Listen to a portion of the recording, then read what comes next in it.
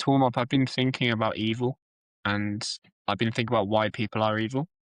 And there's a good quote that kind of summed it up for me. And the quote goes like this: "If you see a monster, kill him. If you wait to hear his past, you might start loving him." And it's quite powerful because it makes me understand that evil is made, is that maybe it's not born with, or at least there's a lot of evil that's made. And I kind of I've been thinking about the hero's journey and how that journey I think has similar aspects to like a villain journey, and how a kind of something happens in childhood, and then the villain starts, and then maybe there's a figure like like a mentor or something that like accelerates that kind of evil energy. Mm. And how in the hero's journey you basically have sort of a couple different cycles. It's basically a whole cycle, and you have it shows the stage of someone becoming a hero through sort of mentorship and I guess sort of failure and repair and recovering and delivering that knowledge back to the community for people that don't know what the hero's journey is. And I think there's some similarities, and kind of I think there's just something there that we can take. We can look at lots of evil people. We can find some similarities and in some kind of villain's journey. So I'd love to get your thoughts on that. But just to sort of explain a little bit more, I guess the best example of this is going to be someone like Hitler, and because he's the most extreme, right? And from my, I'm not most sort of well versed person in Hitler, but from my understanding, Hitler had toxic parents. He got rejected from art school, and what does that do? It kind of collapses your identity, and then one day you kind of say to yourself, "Well, I want power, but I don't know how." And then you start to blame the world because all these things have happened to you and you can't do anything. And now suddenly the Jews the problem.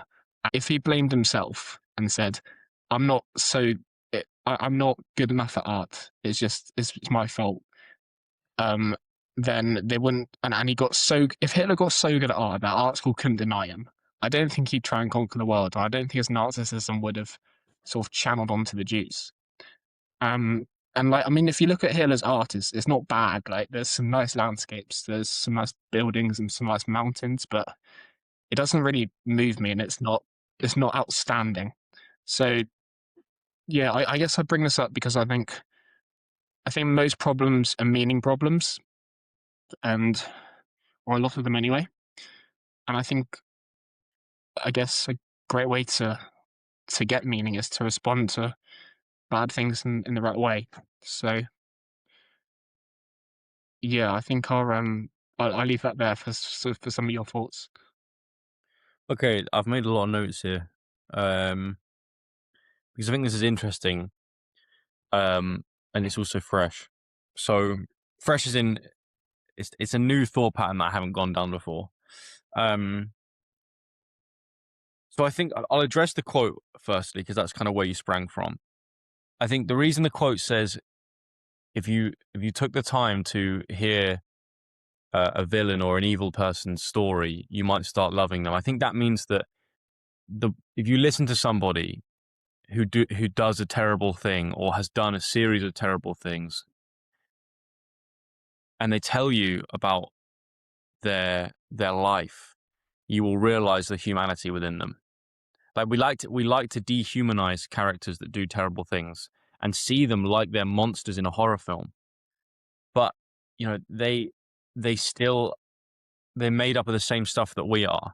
And I know there was a clip about Hitler that, got a lot of heat from us because I said something along those lines, and out of context it sounded horrendous, which I understand. But I think what that quote is saying is that if you listen to their story, you'll realize they're human. Like that perceptual frame, that perceptual veil that makes you see them as a monster kind of begins to fade away. And you're like, damn, they were a little boy or a little girl. They were a baby. They had parents that they were fundamentally reliant on. There were influences that led them here, there, and everywhere. maybe they had psychological predispositions to be a certain way. They might have had a genetic predisposition for aggressive behavior or antisocial behavior, whatever. But something in their life, some kind of trauma, had to make that predisposition manifest in the world. And that moves on to this second idea of this villain's journey, right? The way I see the hero's journey is it's like it's a narrative framework or a way of living life, a way of or a story that you tell yourself about your life, that if you follow it and you believe it deep to your core and you act it out, it will lead you to the good, right? It will lead you towards self-transcendence, self-actualization, all these fancy words we like to use, but basically it leads you to the good life. It leads you to a life of courage, a life of virtue, a life of wisdom. So maybe the villain's journey is the complete opposition to that, where it's a narrative framework that if you believed it and acted it out in your life, then it would lead you to a life of hate, a life of self-destruction, a life of self-sabotage, a life of damage to others, in complete opposition to like the paradise and the heaven that is at the end of the hero's journey. In the villain's journey, where you end up in hell. And each time you go through the cycle, you go into a deeper level of hell, or you cultivate more hell in your life. And I think that's maybe a good way of thinking about it. And that may begin with you start using people to get what you want, and because of your narcissism or your psychoticism, that feels good, and you gain an advantage out of that, and then you're motivated to do it more because you get the result you want. Or it's this kind of interpersonal narrative of a trauma happens and then you transgress because of the trauma, and then that leads to further trauma and further what's the right word, being ostracized by the social world, more isolation, more pain, and you go further and further down the rabbit hole into hell, into evil. And I think there's some truth in that. Maybe we could take some time at some point to draw a diagram of this villain's journey, because it's very good to have, to go back to a study we talked about many episodes ago, it's very good to have the cheese that the rat is chasing, this good idea of the hero's journey, how you should live your life. But it's also good to have the cat behind you and know, okay, this is the path to not go down. This is the villain's journey. This is not who you want to become. So maybe we could take some time to draw that diagram and think about what symbols may be on it. And the last thing I talked about, this meaning problem, made me think of Alex Hormozy's quote. I'm going to paraphrase here, but he basically said that heroes and villains are both motivated by the same thing, and that's pain. But the hero says the world hurt me, and so I'm going to try and save people and stop pain from being inflicted on them. Whereas the villain goes, the world hurt me, and so I should hurt the world in a consequence, something like that, right? And I think that's what you're basically saying is when people face adversity or discomfort, they have two responses. They either can alchemize that into something good and change their life and do something productive with it, take responsibility for it, or they then become cynical, nihilistic, antisocial, hateful, and they follow that kind of that archetype of just of inflicting hate back on the world. And I think that's that's the fundamental difference between heroes and villains. That's why I think the Hormozy quote has some truth to it. I'll pause there, but I feel like I addressed everything you said. Yeah, the Hormozy quote's really good. I think because it is literally like two sides of the same coin, and it just proves this like power of responding to bad things in the right way, to pain in the right way. I'm now kind of thinking about some kind of this villain archetype, and I'm trying to understand if this sort of theory is true. So I guess I'm wondering if there's any sort of Disney movies or any sort of classic villains you can think of where they respond to pain, and what happens is in the way that they respond to pain, they then go and hurt the world. I mean, some characters came to mind. If we think about Scar from The Lion King, Scar is bitter and he's cynical because his brother is the king, and his brother has this beautiful mane and fur coat, and Mufasa is the most powerful man in the kingdom, and he's wise, but he's also he's got some beauty to him. He is the light, um, and he is the father of the kingdom, right? He is the god to those animals, right? Essentially, God incarnate. He is the prophet. I don't know. Maybe I'm clutching at straws here with these terms, but who knows? Whereas Scar is his coat's very dark and scraggly, and he's a smart man. He's an intelligent animal, but he's cynical and he's dark in his intelligence, and he uses it to bring the kingdom down. And he's extremely jealous of Mufasa, and that's why he wants to take power in the kingdom, and that's why he hates the fact that when Simba's born, it's like this is the heir to the throne because Scar thinks it should be his.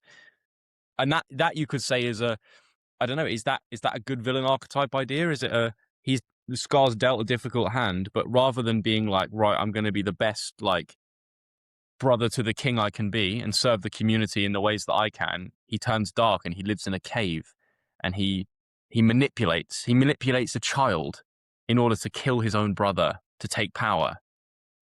There's something to Mhm. that. This feeling of injustice and inequality, and in response to it, in response to that pain, he turns against the good. Yeah, and I want to point out, I guess, is I think everyone kind of experiences a, a level of pain. I think it's literally up to this individual and how we respond to things, because there's I saw an example comes to mind of like if you get some old person in Bali whose house has like just been destroyed and blown down, they'll literally respond to it happy, and they'll be happy because they get to rebuild it. They get to rebuild it. And I mean, I'm thinking also people like Anne Frank, who has had a traumatic life with her hiding away from the Nazis. And I mean, from my knowledge, she's not a horrible person. So there's so many examples of people in way much more pain than maybe like Scar, just because he's jealous of his brother. People have had actual traumatic things, but they're not horrible people because of that. So And they become heroes. I mean, and I'm not the biggest expert on history or World War II or whatever, but Anne Frank, we know about her because she did something heroic in that she she recorded her experience, and she stayed courageous in many ways, and the death and the evil thing finally caught her, but she in her own way fought the evil, and now we have records of her experience. I mean, she's she's a a figure of history. She's a heroic figure of history because she faced a trauma and didn't turn cynical. I mean, it's mm, complicated, that one, because it's not something. It's like you say, the examples aren't the same because that was like something inflicted on her, and it's not her own jealousy or her own like mm, bitterness, like the Scar example. It's she is in a hugely unjust world. Um, but I guess there's something to this idea that like if somebody has a real horrible thing happen to them and they ride the wave and they alchemize it into some kind of good, they are then a mm. hero. Yeah, I think the reason that and the Barley story resonated with me is because I think we can imagine ourselves like Anne Frank. I think we can imagine ourselves hidden in that house. Whereas the Scar example is more like a sin.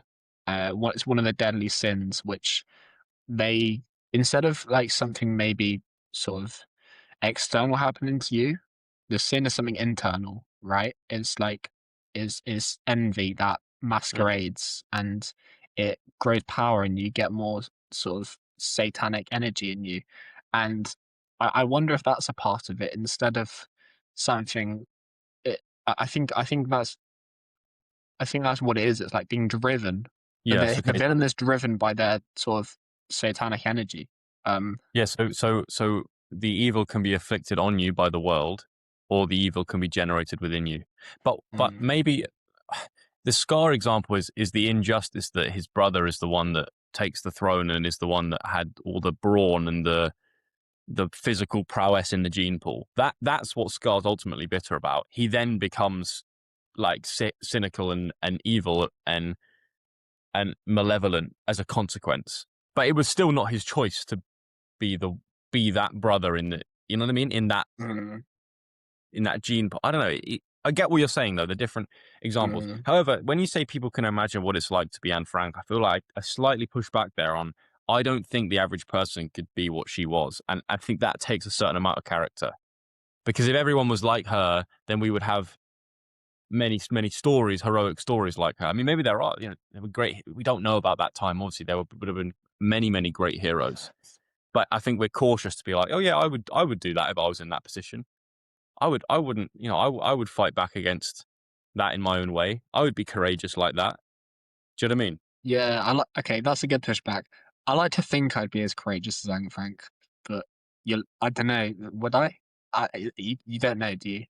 Well, it's just that, I mean, it's this powerful line that I'm paraphrasing here from Peterson when he was just like, most people would like to think that during the Holocaust, they would be someone that worked secretly to help out the victims and help them escape and look at, and he said you'd like to think you'd be the person that would hide Anne Frank and her family in your house, but he said as far as probability is concerned, the majority of you are more likely to be a conformist person that goes along with the ideology, and maybe some of you will be Holocaust prison guards, and maybe some of you would enjoy it. I mean, it's so dark. Like it points to something. I don't know. We're in dodgy water here where things can be misconstrued, but yeah, Mm, evil's you'd a be like, complicated. I mean, it's a complicated thing.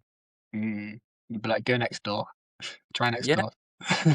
um, yeah, I think the only thing I guess I'd add is I think there is also there's a part of evil that is biological, it's psychological, it's psychopathic, which I think it goes against this idea as well that maybe there are just if you take 100 people, there's going to be one who's like a very evil, dark person inside, but maybe just hasn't had the resources from the villain's journey to extract that evil. Um, Well, we actually looked at this in psychology A level, right? So the statistic roughly is that like 1% of people are psychopathic, which is basically, I think it's like a lack of empathy or something. I think that's how it's defined. Where you can't really put yourself in somebody else's shoes emotionally. Anyway, what I want to tell you is about this study where they looked at, like, they were trying to find if there were brain scan correlations with like psychopathic behavior. And I don't remember the specific ins and outs, but basically the researcher put a bunch of like what he believed to be non-psychopathic brain scans into this study as well to see, I don't know, to test to be a control or whatever. And one of the brain scans that he put in was his own. And he found he had, I want to say, brain scans of people that were clinically psychopathic in this whole study. But one of the scans that correlated most, I think it was prefrontal cortex like inhibition or something like that, which is basically what controls your behavior, decision making, in like cognitive inhibition, things like that. I'm not an expert on this, but basically his brain scan was a massive correlation to being a psychopath, but he wasn't. He was a very socially well-adjusted neuroscientist, whatever. And the main message I got from that is, yes, people can have a genetic predisposition to be. Do you get what I mean by that? Predisposition to being psychopathic or antisocial, whatever. But that doesn't directly mean that they're going to be that kind of person. Some mm, experience needs to come in the middle to manifest the predisposition. It's called the diathesis stress model, which is basically like predisposition plus experience makes the behavior manifest. right. Okay. Okay. So it's like people have that psychological wiring, but even those people, they might not be No, evil. They have to have the no, experience. yeah, Okay. essentially. Before we move on, I guess, have you ever had like any interactions with genuine evil people? No, because I don't. Is anyone really evil, Jake, or do people just do evil things? You know, I don't know. I've Mhm. definitely like been around people where I go, "Oh, your energy's dark." Like I wouldn't want to get too close to you. Um, and you're a bit narcissistic or whatever. But we do bad. All of us do terrible things. Sometimes we Mm, just don't get caught for them, or whether we just think about doing them, or I don't know. It's a complicated issue. I wouldn't say, no, I wouldn't say anyone evil, but I've obviously heard about people doing evil things, of course. mm. Yeah, I had one that comes to mind at, at my last sales job where I I was with my friends and we were knocking on we knocked on this person's door and he opened and we quickly we I wasn't really the main person, but I was a sort of just as the second guy sort of learning from him, um learning from sort of the guy that training me. And my friend enters the house because he uses this trick to get in. By the way, for anyone listening, when some like door to door sales guy comes to your house, don't let them in the house because the chances double that they're gonna sell to you. Just like from psychology control type thing. And yeah, this guy was like, you could smell like crack basically in the house, and it was like this big like chemical type like smell. And my friend said he looked into he walked past like a hall to get into to find a smart meter. And my friend said that he looked to the left in one of the rooms and there was like chains attached to a bed. And he was like wool in his head. And he kept walking to where sort of the living room and the smart meter was because we basically the way we get into houses, we were selling gas and electric, and we would be like, "Can I see a smart meter?" And we don't really need to see the smart meter, but it's a way to get into the house. And so yeah, we get into my friend goes to go to the smart meter, and all the walls, in this like I think it was like a front room, like all the walls were like tiled, and the hypothesis that we came to is that all of the like when people like murder, they don't what they want tiled walls because you can like wash it quickly. You can like put a hose down and you can sort of get rid of everything quite quickly. I don't know. We just put two and two together. This guy was on crack. He has chains on his bed. He has all tiled walls, and he just had he was like a white guy that was like 50 that you could like tell he was like a bit fucked up. So that's the closest thing I've experienced. It was all okay, and we dipped after that. But just because we spoke to loads and loads of different houses, and you're going to get one that's a bit fucked up. Um, yeah, that's my closest evil story, I'd say. Mm. I mean, again, that's all speculation, but yeah, hmm I mean, Is there are people out there that find themselves caught on some kind of villain's journey. I don't think they're necessarily, when they're born, they're not terrible babies, are they? It's mm, just shit happens. Trauma happens. Their brain is wired in a certain way. It's a hard problem we don't know how to deal with. The problem of evil.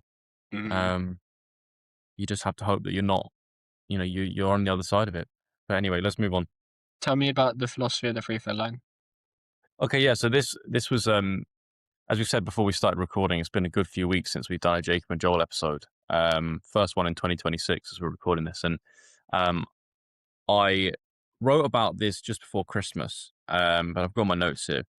So guess it came from a game I played against Manchester on the 21st of December. The game was close. It was like we didn't play that well offensively. Like I shot the lowest percentage I have all year, I think. And a couple of my teammates didn't shoot that great either. And it was our defense that kind of pulled us through. It's a very stalemate game, like very low scoring. And we managed to pull away in the third quarter and go up by like 7, and then we kind of just trickled on that.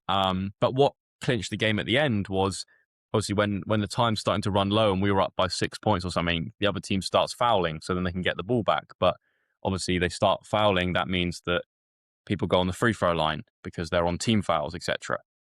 And I'm quite a good free throw shooter. So I was the one that we wanted to be fouled to go to the line, and I had like 6 free throws at the end and made all of them, which was like a good way to clinch the game. Um, and it made me reflect on free throws, and I want people to stay with me here because I'm going to expand way beyond basketball. But let's stay in the context of basketball firstly. A free throw is interesting, right? Because for what it is, people should be way better at them. Because you know that in any game you play, wherever you are, whoever you're against, whoever the referee is, whatever league you play in, you're going to take the same shot every single time, right? You're going to be the same distance away from the basket. You know how it's going to be set up with people in the sort of rebounding lines.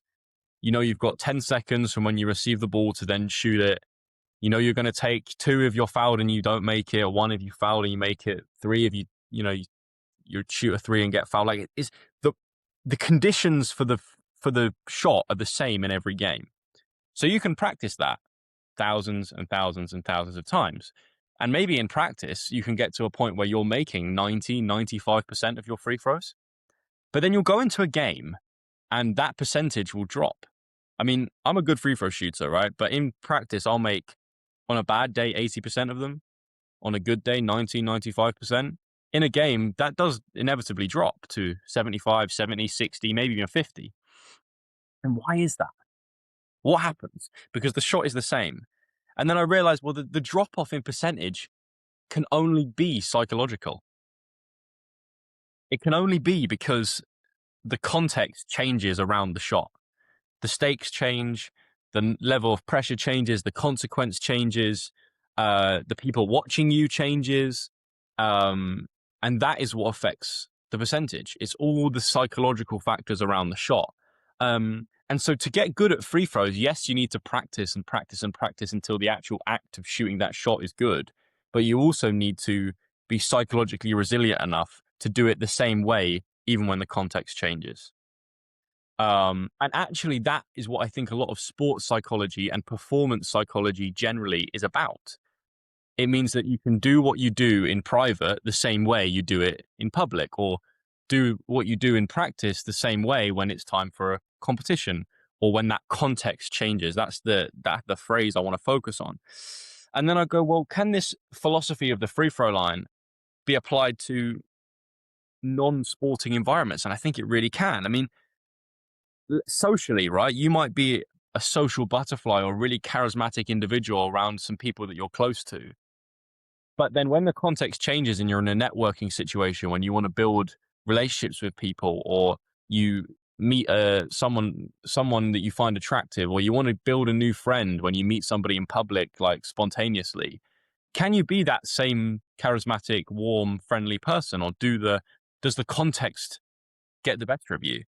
Or professionally, you might be really good at your job when you're in a smaller company, but if you get promoted to a bigger corporation in the big city or whatever, can you still perform in the same way with the context changing? Or public speaking perspective, if you can explain an idea in an engaging and persuasive way, one-to-one, or in a pre-recorded podcast like this, that's great. But can you do it in front of hundreds or thousands of people live? Well, it's the same idea. It's the same you, but the context completely changes. And so if you can, that is what I think performance psychology is making you resilient enough to do the same thing in the same way, despite the context changing. I've got another point that I want to add on to this, but I'll pause there to see if you have any thoughts initially. Why didn't you think people can do what they do in private as they can in public? Because of the way your body and mind responds to different contexts. Like in the sporting way, and I guess in any situation where you're nervous or there's pressure, your body is full of adrenaline, and it's a completely different like neurochemical and hormonal cascade. And I think psychologically you're aware of like the social pressure, and you're so afraid of failing. I guess that's a point I didn't mention, that you're so afraid of missing that shot that the probability that you will miss just increases. I think it's that. I think it's fear. I think it's pressure. And I think it's fear of the consequences. Because in practice, you miss a free throw, it doesn't matter. In a game, that free throw could be the difference between winning and losing. I think there's something in having people watching you, and that just being the main source of anxiety.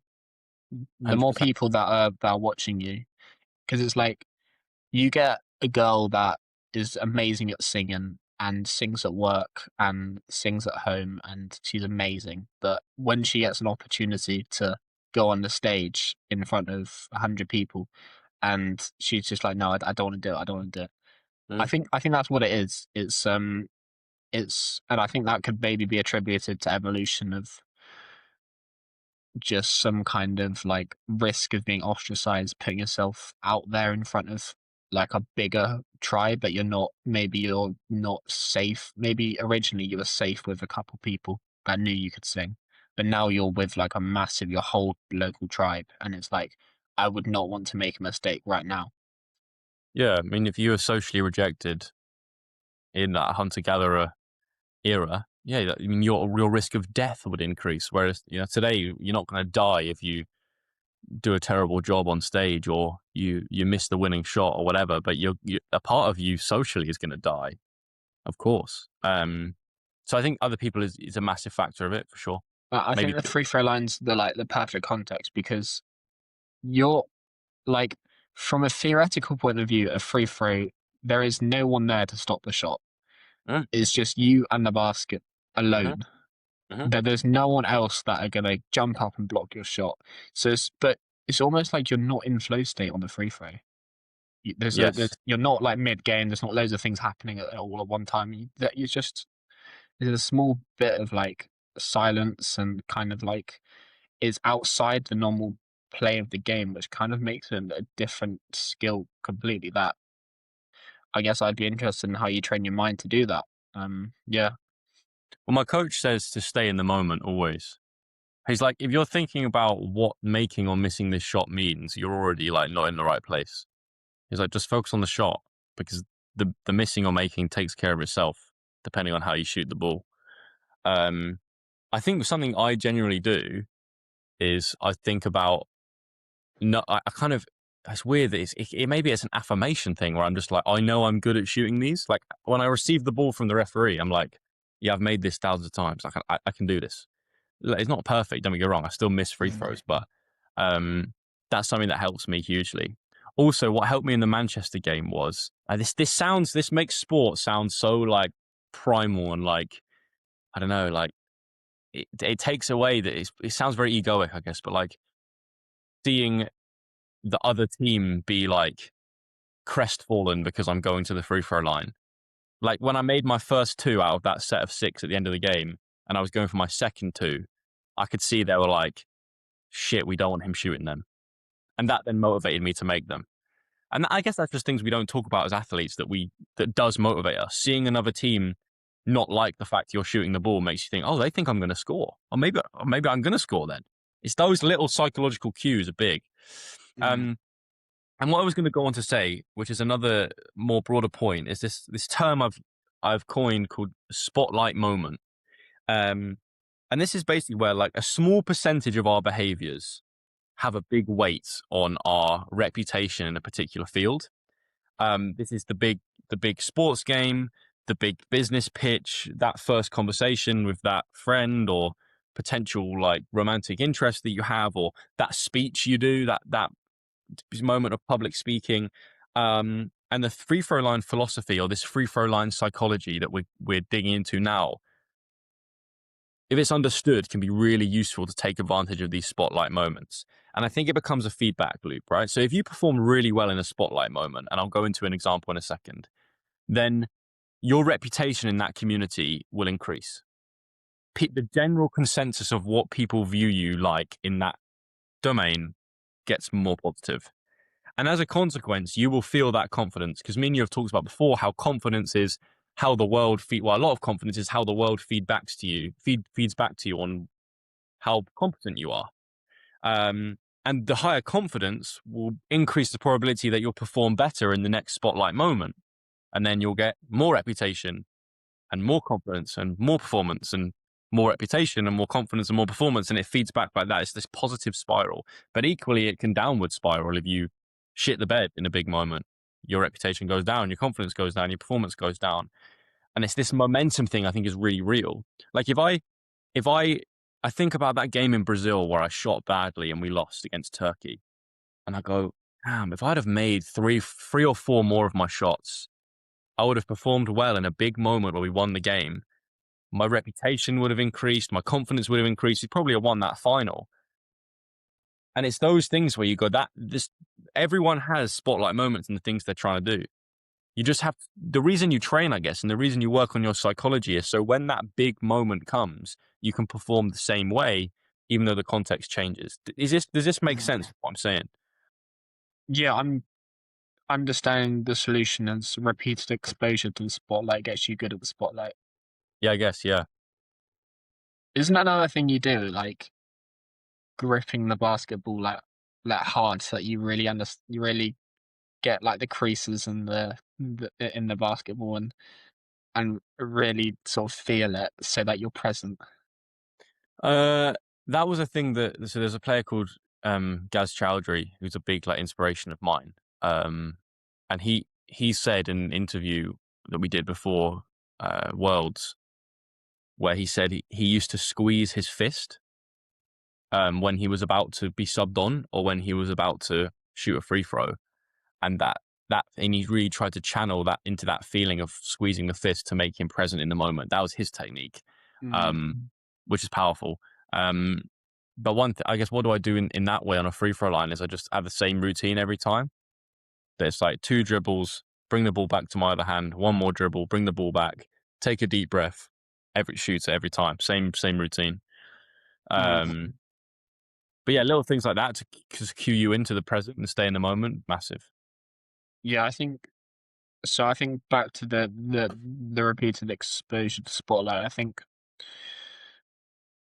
a lot of this seems like, as you said, a physiological tolerance to pressure, and it's a weird skill because it is almost like a brain body thing. It's really it's almost like abstract in the way that you get your body responsive to a certain tolerance of pressure or certain echelon of pressure, and then you get good at that, and then now you're good enough to move to the next one and be a more. I think that's kind of what high performance is, I guess.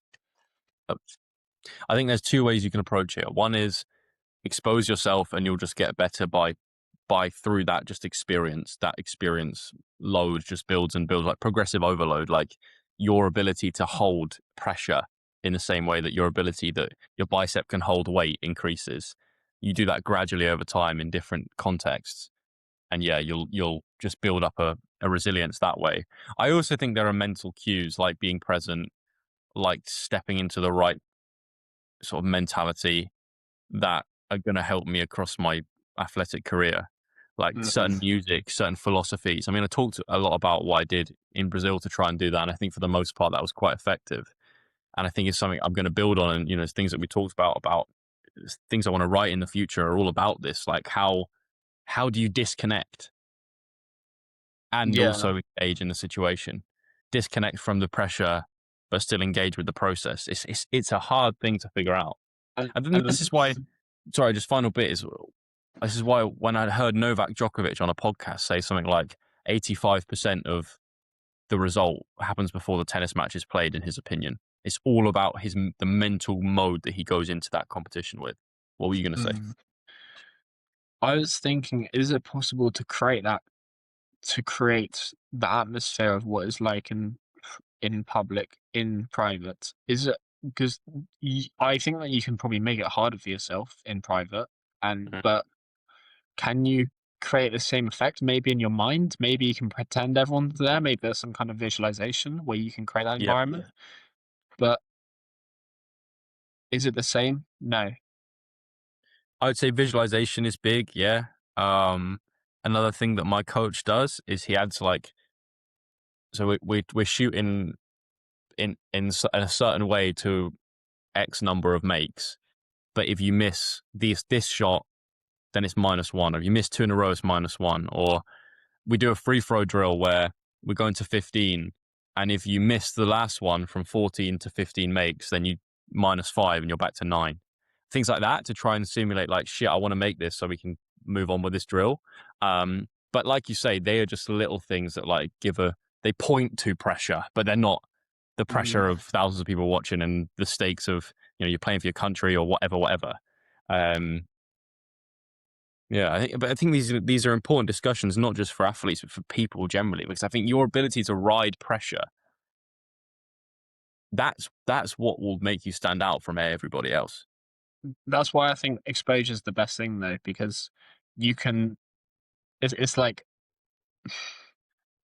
you can visualize going up and talking to the girl, but then when you go up and you talk to her, and then she says something that you didn't visualize, and now you're Mm. sort of radically different in a different direction. So I think that just that exposure is the best.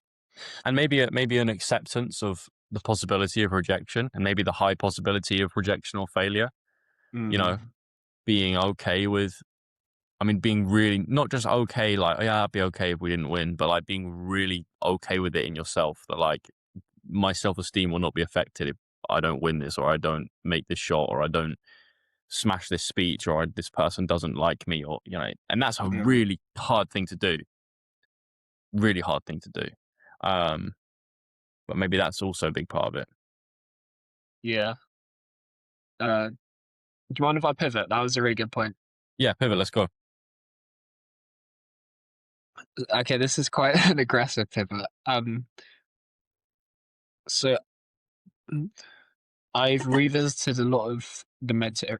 I revisited a lot of the material from Plato's Republic this week, and I'm essentially, I guess, the question that I was trying to answer with the material is how can we live a more interesting life? And this is quite a challenging and abstract point, but I tried to put it all together. So essentially, I think he's called Glason. Um, he's one of the main people that disagrees with Socrates. So Glason and Socrates are discussing in the Republic the difference between knowledge and opinions. And Socrates starts by saying knowledge is what is, and ignorance is what is not. It's a fair definition. And but what does that make opinion? And Socrates goes, well, opinion is kind of neither. Opinion, it clearly relates to something because you can't have an opinion and not be grasping nothing. That's the language he directly uses. And I guess an example of an opinion, if let's say I have an opinion or you have an opinion that Lion King is the best Disney film. That's not knowledge, Mm, because that's not what it is. It's not objectively what it is, but it's not ignorance either. So it's so what exactly is this? And if an opinion is neither knowledge nor ignorance, they Socrates concludes that opinion is the intermediate tree between them. So imagine like ignorance at the bottom, opinion in the middle, knowledge at the top. And Glassland says, well, if you're not thinking for yourself, perhaps opinions are bad things. And this intermediate tree that people create, it's not necessarily good because you're not reaching knowledge, right? The wise don't have opinions, the wise just know. And it's I mean it's a fair criticism from Glasson. Um, but then Socrates kind of links it he takes some interesting direction with it. And he links it opinions to art. And he says art to create an art piece is to share an opinion, is to create something subjective that's like a message. And any if you look at all these sort of physical things that we call beautiful, you can also subjectively think they're not beautiful. And how then beauty can hover between what is and what is not. mm, So I take that and then I take two leaps. One leap is that I say, I look at um, just how opinions are the intermediary between knowledge and ignorance. I think the right hemisphere is the intermediary between two left hemisphere things, one left hemisphere objective and one left hemisphere no, sorry, one left hemisphere objective truth and a left hemisphere objective untruth. That's one leap. And then the second leap is this thought about how do we apply this idea to our life. Actually, I feel like I should maybe explain that a bit more. Um, no, okay, I'll go back onto this. I think I think the best way that I can put this is how when we look at skills, let's like at the start when you have no skills, you are like you're building something from scratch and you say, how do you make your life more interesting? I think the right answer is I don't have any skills. So let's put the other stuff to the side for now. And let's say you decide on the skill of start playing the piano.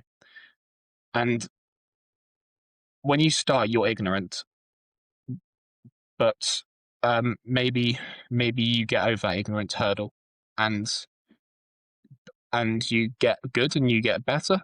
You're still not quite at this knowledge level at the top. You're kind of in the middle, and the knowledge top at the top would be something like where Plato goes into the theory of forms and says there's this perfect version of everything. Um, and it'd be something, the closest thing that we have to knowledge at the top would be like a Beethoven piece. So you've got the ignorant 2-year-old at the bottom, you've got the Beethoven piece at the top, and you're just like trying to gradually increase yourself in this weird kind of middle like section, this weird purgatory. And then I guess you get to the point you can't really achieve this perfection, this this gold mine at the top of Plato's theory of forms. So the only thing that you can do is you can overlap it with something else. So you combine, essentially, you say to yourself, "I'm a good piano player. What else can I be good at?" And you say, "Okay, I've got a good relationship now," and you get good at being in relationships, and you get good at being a boyfriend. And now you overlap the two.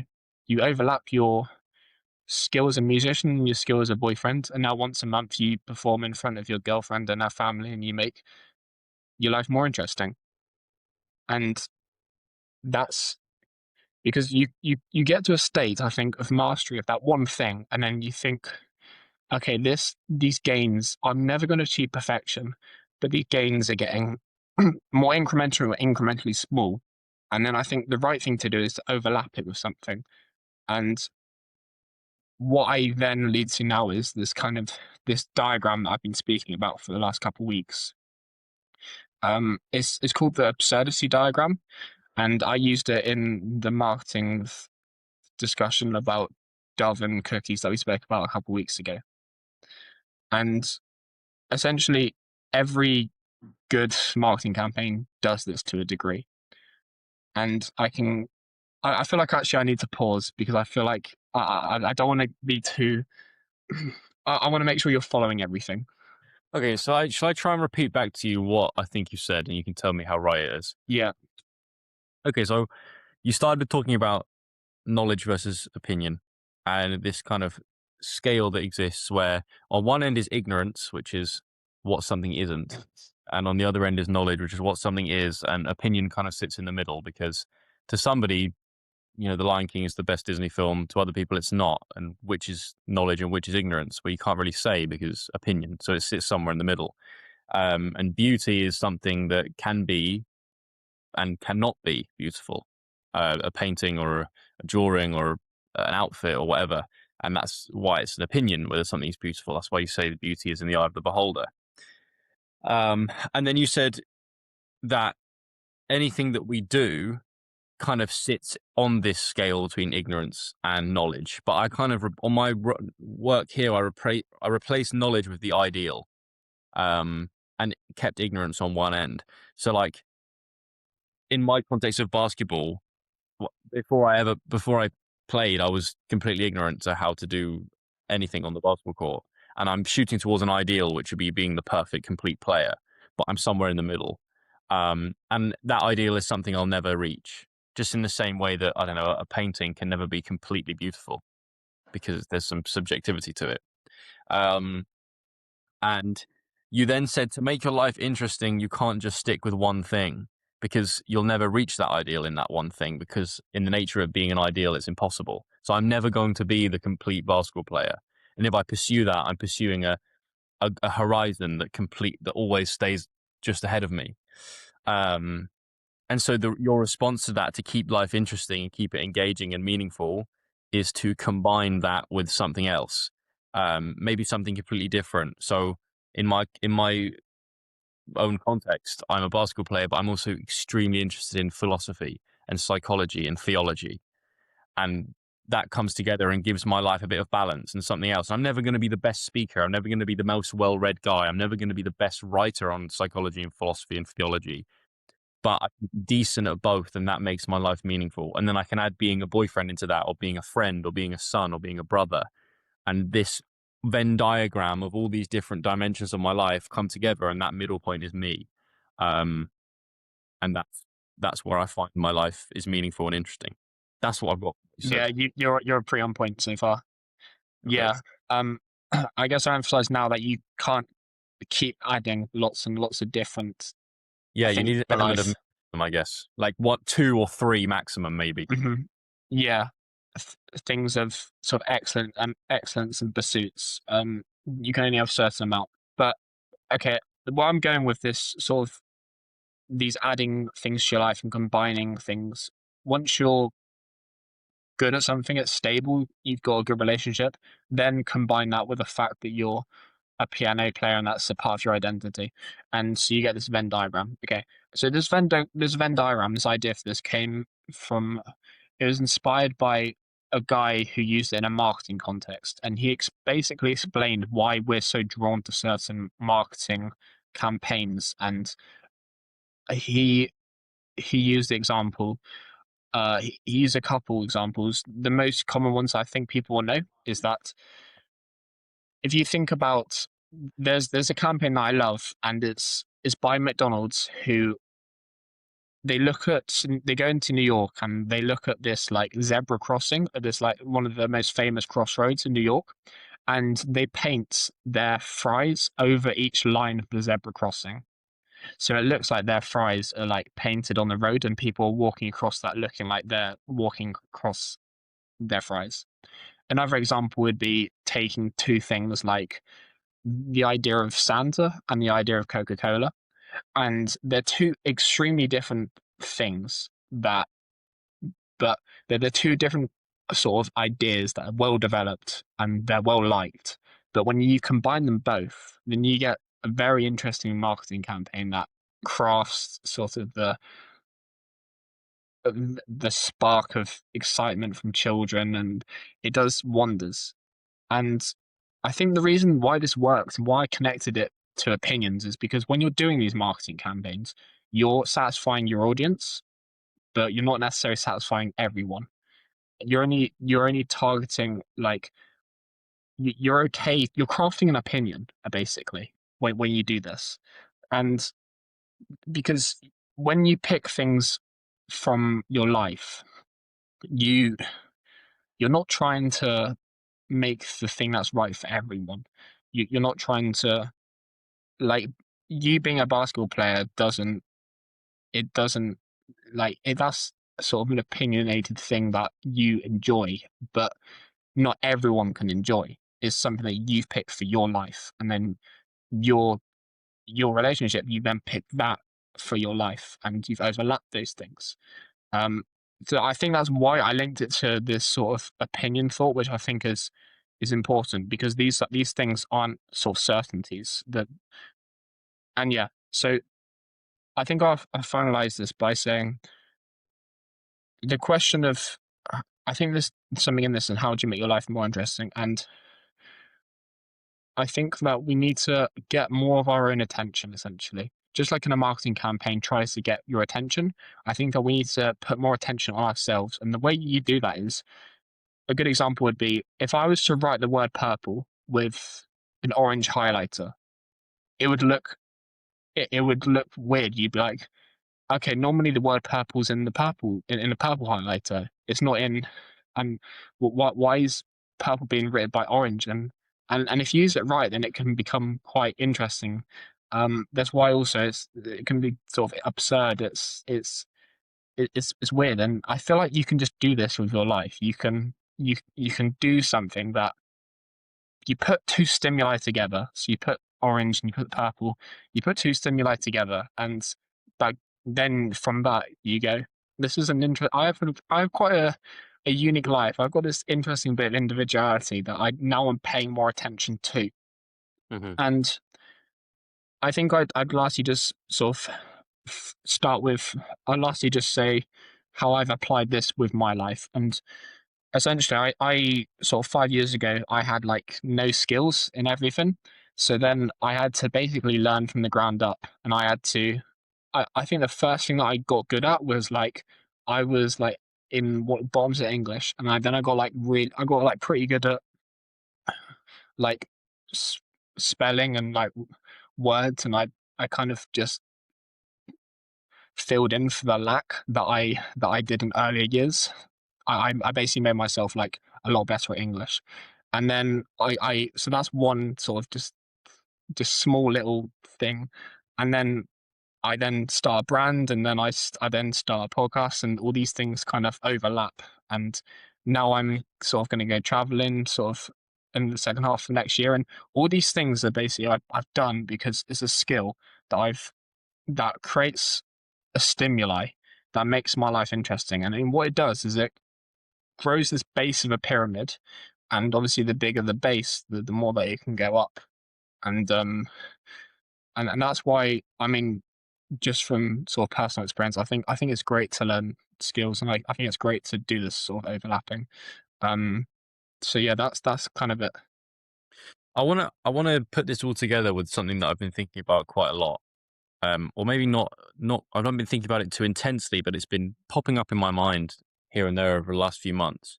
And I think the reason this absurdity idea works is because we find like paradoxes really engaging and interesting. Two contrasting ideas that come together and seem to exist simultaneously, and somehow it works. And we love that. And that's why it works in marketing campaigns, as you said, because it catches people's attention. Paradoxes catch people's attention. Because maybe they shouldn't work, or they just look weird and then they work, and it's like it's novel, I guess. It's engaging because it's novel. It's something we haven't seen before. And the thing that I've been thinking about frequently across the last few months is people we find most interesting, and maybe the people that we see to have the most interesting lives are paradoxes. Mm, Um, as in they can exist in two worlds simultaneously, and they seem to get a lot from that, and we're interested in those people. And this is, this could be somebody who's, I don't know, you're a film star, but you're also um really, you've got great knowledge in neuroscience, or you're a basketball player, but you're also a Michelin star chef. Or, I'm just plucking ideas out of obscurity right now, but I guess in the context of my life, I have the sport thing and I have the podcast thing or the psychology thing, and that Venn diagram comes together, and that's me. And you have the business student and the philosophy guy, like it's really interested in philosophy, and that comes together to make you. Or you look at, I don't know, characters like Dwayne the Rock Johnson. Not that I like him that much, but I see why he's interesting, because he's absolutely jacked out of his mind, but he's also a really good family man. Now, that's what he seems like. He's online. I don't know what the hell he's like with his kids in real life, but he films videos of him making pancakes with his daughters or whatever. But he's also, a film star, and he was a WWE actor. Or, I mean, there's many, many examples that you could just pluck out of anywhere. Like, they're a long distance runner, but they're also a vegan activist, or you become interesting by combining two ideas and becoming a paradox. And, getting really good at one thing is cool, but mm. getting really good at two things that seem like they're in opposition, and then you bring them together and create something new. That's when you become a paradox and an enigma, and something that people pay attention to. Do you think there's some truth to what I've said? I think that's extremely well brought together. Thing you can't just be like a good singer. That's not good enough. There's got to be something about you that's like like if you're a completely like jacked like gym on gym, and then you add that to singing, that's going to be more likely, and you're going to be more interesting. Mm. Um, so someone like Adele, she kind of emerged because she had this incredible voice, but she was also sort of I mean, I don't know how I want to be nice when I phrase this, but she It's was a very bit down to like earth, though. She um was. I think the reason that Adele caught my attention is because she has this amazing, almost operatic voice. mm, But then she'll do like a mid song or chatting between songs, be like, "All right, everyone, yeah." Like she's got a very down to earth human quality to her that mm, and she's a very real person. I remember it going viral when she went on James Corden's, what was it called, carpool karaoke, and mhm, she came in with a cup of tea and she just downed it. And it's like, I don't know, there's something like a bit rough and ready and real about that, and yet she can mm. sing like, I don't know. I see what you're kind of saying. You've got a poem on discipline. Yeah, I read this Substack article, but I can share with you if you want, and you can read it and maybe put it in the description of this episode about um, the importance of having discipline in abundance and how we might be led to assume that the more you have, the less you need discipline because there are so many options. When discipline is kind of seen as what you need to have in order to get abundance, you need to be financially disciplined to save and invest and have more money, or you need to be disciplined in your work so you improve at your work and you get better opportunities or whatever. You have to be disciplined in the gym to be stronger and have more muscle or whatever, or be fitter and quicker or whatever. But actually, discipline becomes more and more important as you gain more and more abundance. And actually, if you look at our culture today, we are in a culture of abundance. And I think we need discipline more than ever to keep hold of, especially our attention. You know, maybe in times of history where things were not so comfortable, yes, you had to be disciplined to, I don't know, like do enough work so you can afford food, or catch and hunt that food, or gather that food, or get wood for a fire, or very basic life was very difficult to do, and you had to be, yes, disciplined to keep doing those things, but you also needed to do that to survive. Whereas in today's world, survival is basically done for us by society, uh, and yes, we have to earn a living, but you can kind of just coast for a job you don't really like that you feel numb to, and then kind of just live the rest of your life outside of work being consumed by entertainment and social media and algorithms, and like that abundance of entertainment and stimulation and convenience requires a whole level of discipline to navigate and to still live a meaningful, valuable life amongst it. And anyway, that's basically what this article was saying. But there was this poem in there by, I don't know, some like TikTok poet guy. I didn't find the TikTok on TikTok. I found it through the article. His name is Lyric Hermanson. I could leave this also in the show notes if people are interested. But the poem, it's an analogy about discipline and abundance, and the analogy says that a full cup requires a steady hand, which is a nice kind of frame to think about it. Do you want me to read the poem to you? Sure. Okay, give me a second. What does that mean, a full cup? So if you imagine you're holding, so you imagine you're holding a cup of water, right? And that represents the abundance you have in your, how full the cup is represents the abundance you have in your life. If you don't have much, you can kind of throw that cup around and take big risks, and Mm, you don't have to walk too steady or hold your hand too steady. But when that cup is full and you have a lot of stuff, you have a lot of great things in your life, it requires more discipline to keep that cup steady, basically. mm, Um, and uh, that's the premise, right? I'll read maybe half of it or all of it. We'll see what happens. But he says, a full cup will spill without a steady hand. It's simple. The more full a cup is, the easier it is to spill. The more that you have, the more careful you must be. A cup isn't dangerous when it's empty. It's harmless. It's light, easy to carry. You can twist it, turn it upside down, and nothing happens. But you fill that same cup up to the top, and while it looks great, one will wobble. One little wobble will send everything over the edge. Abundance requires control. Everybody wants the full cup, the opportunity, the growth, the peace. but nobody talks about the steadiness that it takes to keep it, because fullness doesn't protect you from loss. In fact, it makes you more vulnerable to it. When you have a full cup, you can't move the same way. You can't sprint with the cup. You can't get sloppy with it. Every step must be intentional. When you finally have everything you want, you can't move like you're carrying nothing. A cup doesn't have to be broken to spill everywhere. It can spill because the person holding the cup can forget that it's full and think it's empty. So don't just celebrate that it's full. Don't get careless. Steady your hand. Move like what you're holding actually matters. Anybody can be blessed, but it takes real discipline to not lose what's already in your hands. I like it a lot.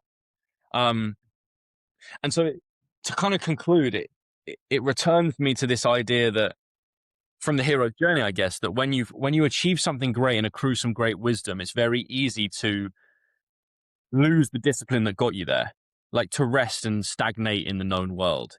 And it also made me think of the Greek myth of Theseus and Perithous when they're navigating through the underworld. And these are two great Greek heroes. They've done some like crazy feats of courage, and they rest on the rocks in the underworld and realize that they can no longer get up from the rocks. They're like stuck there and tied there, and then they get attacked by furies, these like underworld demons. And just this idea that like letting go of the handle on yourself and your life, even when things are good, will lead to turmoil. And actually, you need more concentration when things are good, and humility and presence in order to do that. And I guess it resonated with me because like, my life is pretty. I feel I'm not like saying this to blow my own trumpet at all. I'm saying that I fall prey to this because my life could be very comfortable if I let it at the moment. And I have to constantly fight that battle to like stay engaged and stay trying and stay grinding and stay disciplined. Otherwise, I could just become another guy who had potential but didn't do anything with it. Because I'm lucky enough and I'm blessed enough to not have a job I hate or not like be constrained to some horrible circumstances. Like my cup is very full, but I don't throw that away just through like ignorance. So there's a correlation between abundance, the increase of abundance, and the decrease of discipline.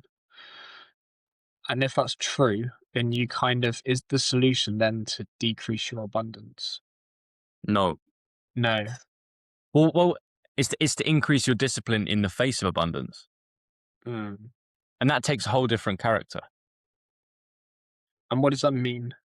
So let's say, Jacob, you work really, really hard and you get your like online business off the ground and you're making enough that your life is comfortable. And because your life becomes comfortable, you lose that discipline that you have.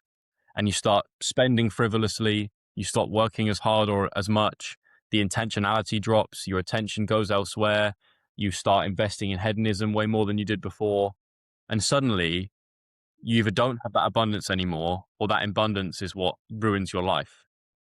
If anything, when you get to that point and you make it, you're going to need more discipline to stay on the right path, because it's easier to do the right path when it's the only path you have. Does that make sense? Right. Okay. Wow. Yeah. So when we get lots of abundance and we want to stay more disciplined, I'm trying to think of the solution, because I think it is easy to say that you just got to keep the same amount of discipline, but I don't know if that works for people. Yeah, no, I agree. You can't just say things. I agree.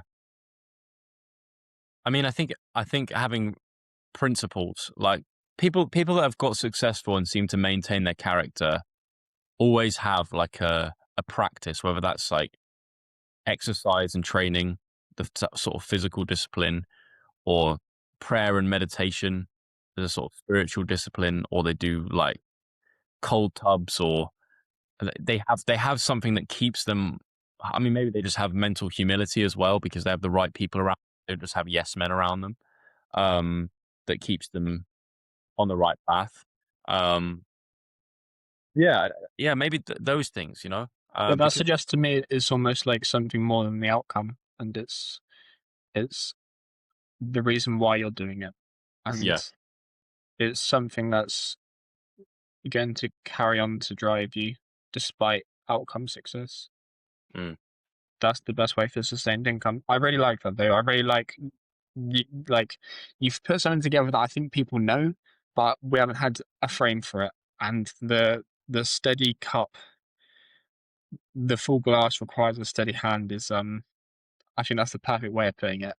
Well, I think there's this idea that like if you achieve your goals, then you'll live in the land of milk and honey and your life will be like paradise. But that's not how it works.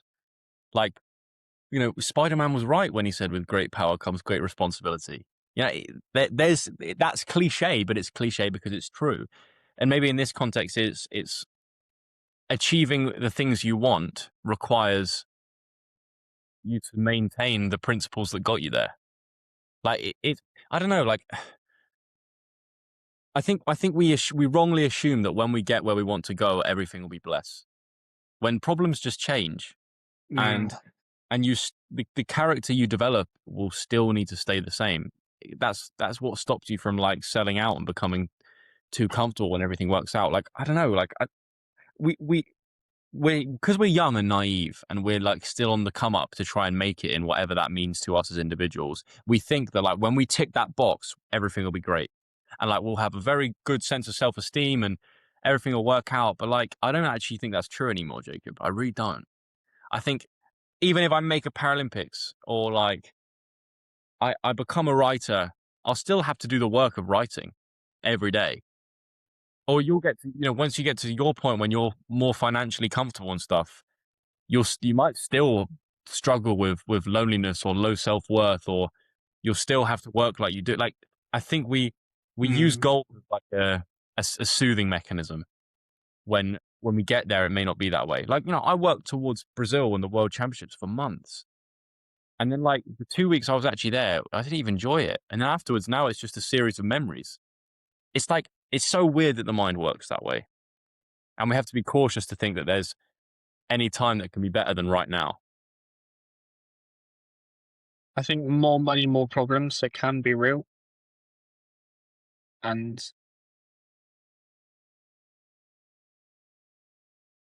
yeah, I think that's why you have to